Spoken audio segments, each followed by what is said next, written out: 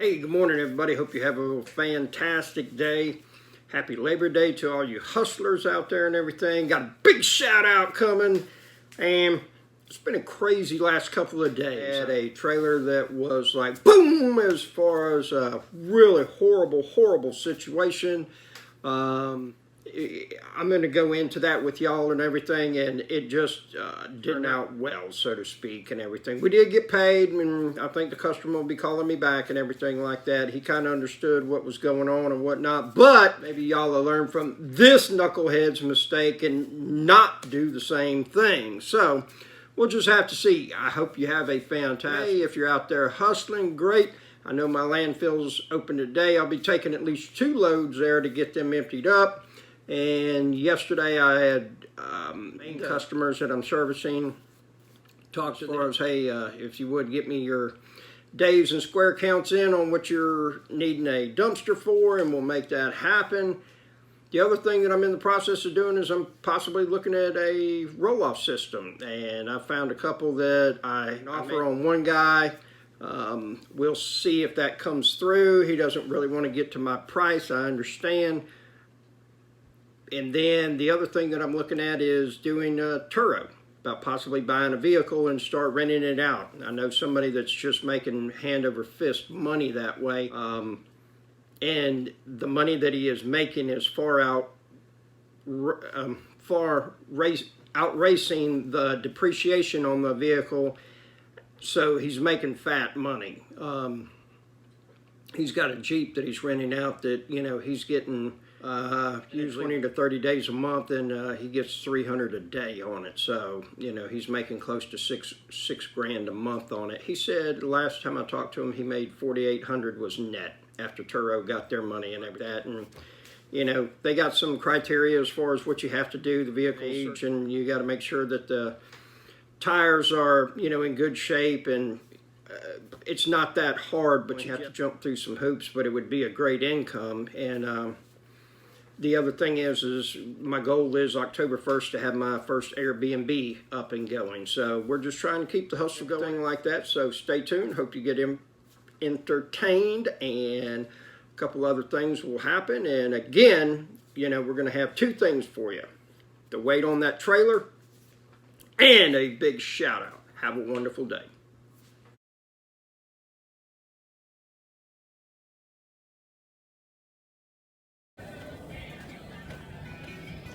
There it is right there, folks. Oh, man, it did not all come out. We're going to have to back up some. Oh, my gosh, that's a bunch of stuff. We'll take a look. There we go. Oh, man. And here you see the remote right there doing the trailer down. Woo! It's going to be interesting to see how much all of this weighed right here, man. Look at that. Good Lord, that's a lot of stuff. That's a big old thing, a mortar right there, and everything. Got a couple blocks in there. We're going to go through the weigh station and get that ticket. Somebody got ahead of themselves and didn't put the gates closed on the trailer, so we got to stop and do that. I'm going to give you a second. Drop the amount in the comments. How much you think was there? 8,000, 10,000, 12,000, maybe 16,000 pounds of concrete, brick, and mortar. No telling. Leave the number in the comments. At the end of the video, I will tell you how many pounds that was. That U-Dump trailer. It's a Cadillac. It just keeps on going and going. All right, I'm going to read you something. This was done by Kelly Landrum. Okay, this is not me, but it is absolutely phenomenal, and I had to share it. So here it goes. Most important number in dumpster business after the bottom line is, of course, is average per haul after disposal, aka net revenue per haul. Okay, this is what you end up being able to put into your pocket. This is what ends up paying employees. This is not the full amount that you're charging, okay, because you have what we call gross and then net.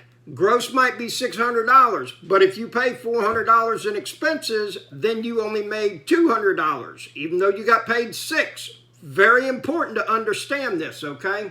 Now, the first thing is, it is or should be the driver of the business plans in the dumpster business. Financials, capital expenditure projections, operational and marketing segments of a good business plan start with projections of number of hauls, multiplied by net revenue per load. What that means is, all right, if I do 20 loads per month, I got 12 months in a year, so that's going to be 240 loads, or 240 loads per year that I should be doing, okay? And if you make $200 per load, then you multiply that times 240, and that is what your net should be, okay? The problem is that people don't take into consideration, well, how much out of do I need to put away for truck maintenance? How much does my payment cost me? How much is insurance? You know, and if I do 5 loads before I get a flat tire, okay, well, so that means that if we take 5 and divide it into that 240, you know, that's going to tell us how many flat tires we're going to end up having to pay for and everything throughout the year. And the thing is that this is absolutely crucial to be successful with it. Number 2, he goes into, similar to business plans, a dumpster rental budgeted numbers for the future months or upcoming fiscal year begins with number of hauls multiplied by net revenue per load. This beginning gives the anticipated revenues as the operational plans required to serve customers, okay? Now, if you're just getting a business started and you bought, we'll say like you got 4 cans, you just got started, you got 2 dump trailers, whatever it is, to get that one and everything like that, you know, these are going to be kind of hard numbers for you to be able to project, in the sense that your business is going to grow and it's going to be wild and all over the place, so to speak, to start with, okay? And a lot of that's going to be dependent on you. Whether or not you get out and hustle, whether or not you get hungry, whether or not you want it bad enough, or what, oh, well, I don't know, man, I might go work tomorrow, you know. I understand. Get out of here. Third thing, the expected net revenue per load expectation for a particular market is what I would base my decision to enter or not to enter that market. Simply understanding what dumpsters are running for in a particular market and subtracting anticipated landfill transfer station fees tells an experienced waste hauler to jump on an opportunity or pass. Pass. Before anyone asks, I would be looking at numbers north of $200 for single axle and $300 for tandem axle net revenue per load numbers. And the fourth thing that he talks about, okay, again, this is Kelly Landrum, this is not Robert. I hijacked this, but this thing is like 120% right on the money, okay? Number 4, increasing the net revenue per load number should be a hauler's focus. The number should continually increase from year to year. Average net per load goals should be set for monthly and annual periods and compared to actual results, okay? So we'll say if you do 3 loads per week, you get loads average per month. So then you say, okay, well, I want to do 36 loads this quarter, all right? Quarter, 3 months out of a year, all right? And then you actually make that goal, and then you check it. Hey, did we hit our goal, okay? If you hit 35, then you didn't make it. If you hit 40, you did better. Boom, there you have it. So, last thing. So to summarize, are average net revenue per load numbers important? Should you know your average net revenue per load number for the year, the month, per account? My answer is yes. Hell yeah, you need to know that stuff. That's why we do this. You ain't the Red Cross. You ain't the United Way. You ain't in it for the charity. You're in it for the money. Okay? So, I love this, what this guy wrote. I wanted to share it with you people is that so often, you know, people ask me, well, how do you do this? How do you do that? And my whole thing is, well, what do you want to accomplish? You know, when I coach people, I always ask them, I say, where do you ideally want to be at?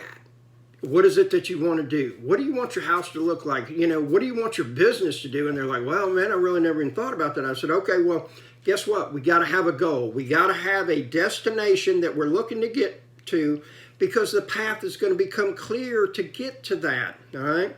Now, what we encounter along the way is going to be a whole different ball game, and that's where help videos, reading things like this, checking stuff out, you know, that's what makes a huge difference. It's like every morning I get up, I do something having to do with self-improvement. Okay, I watch a video on public speaking, might read a book, you know, something on sales, everything like that. And I will tell you again and again and again, I don't care if you have the fanciest dumpster, roll-off truck, you got the best dump trailer, whatever it is.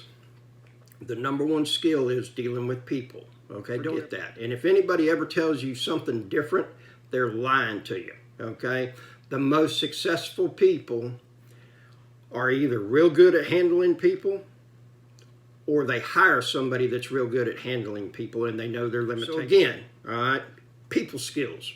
That's the number one thing I would suggest anybody to work on is going to be people skills. Now, if you already got that master, boom, there you have it. And I assure you, Robbo doesn't, because I'm real quick to say, hey, you just need to get on down the road there, buddy.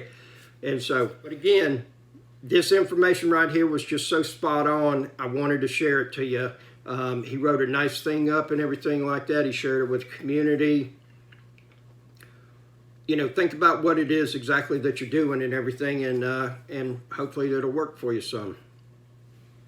All right, so there was 5.84 tons in that trailer. What happened was, contacts me and says, hey, I heard you do some hauling. I said, yes. He said, I've got some bricks and concrete and everything. Will you go by there and take a look at it and everything? I said, okay, not a problem. So I had a number of other loads I was going to be doing that day. And so I told him, I said, if I pull up, never get out of the truck, y'all load it, and I'm out of there in 45 minutes or less, it's $150. He said, okay.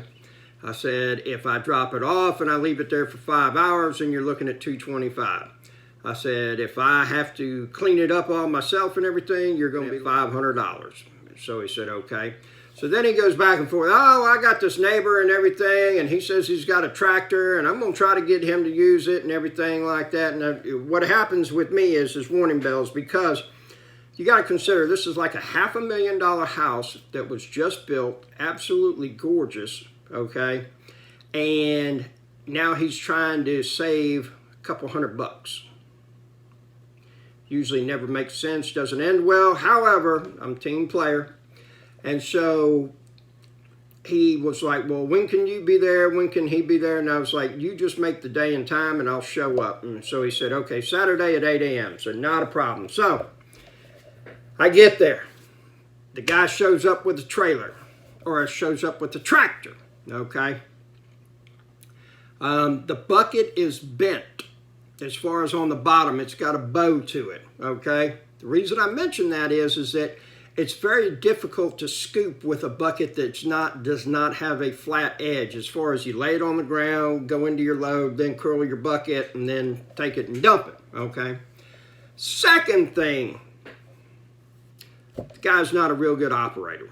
Okay, he keeps bumping the side of my trailer and everything like that, and I don't know why. All I can figure is that he's trying his best to get the load in the very middle of the trailer and everything, and I don't know if he thought about that, you know, hey, I can actually turn this thing around, you can load it from the other side and everything like that. So we get one pile loaded up. We got 4 total, and so then we get to the second pile, and he's like, well, can you pull up over here and everything like that? And so that he can basically get straight to the trailer, say, not a problem. So then he's loading, and I'm looking, and I keep looking in my rearview mirror, and he has the bucket about a foot over the tarp kit on top. And he's about to dump this load of bricks. And I'm like, no. So I get out and I say, hang on, man. I said, let me ask you this, dude. I said, you're about to drop those bricks on top of my tarp kit. That thing's $300. I said, you keep bumping the side of my trailer. I said, does a tractor have brakes? He said, yes. I said, okay.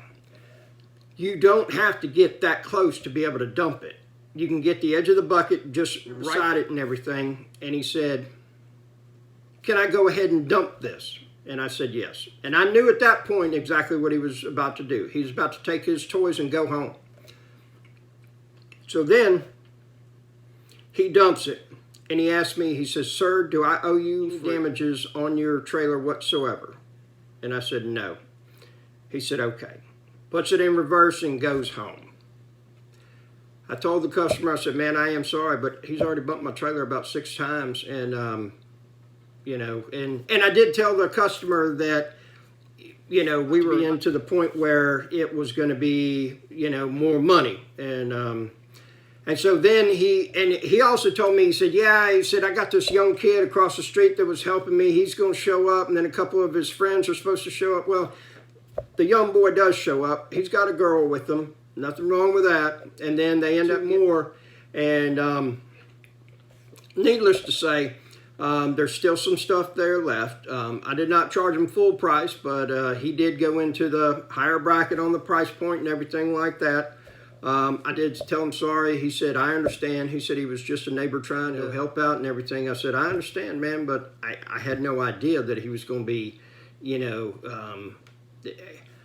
I couldn't figure out what his rationale was, you know." And so, unfortunately, how could I have better handled it? I could have said to him, you know, let's try this, or let's try that, or, you know, if you would just, you know, just get to the edge of the trailer and dump, instead of saying, "Hey man, do the brakes work?" You know, because a lot of times home tractors like that, you know, people aren't real concerned about it and everything, and so they don't put the money to maintain that type of stuff and everything like that. So my big shout out is to everybody that can keep their mouth shut, because Robert has a very difficult time with that. So have yourself a very wonderful day, and we will talk at you later. Keep hustling, be productive, be profitable.